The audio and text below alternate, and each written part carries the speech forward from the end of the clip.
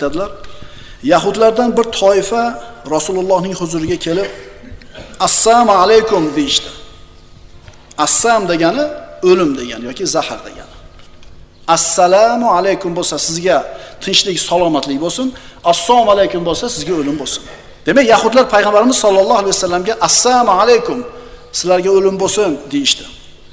Oysha onamiz roziyallohu anha ularning so'zini tushunib qolib, "Va alaykumussalam va la'na" o'zingizlarga o'lim bo'lsin, la'nat bo'lsin deb turib, qattiqlik qildi, qo'pol muomala qildi.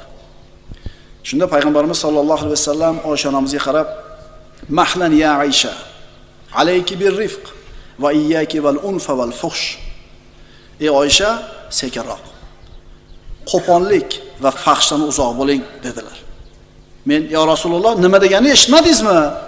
Ya'ni bizga o'lim tilayapti ular" deganida payg'ambarimiz ularga "Va alaykum" deb qo'ygandilar.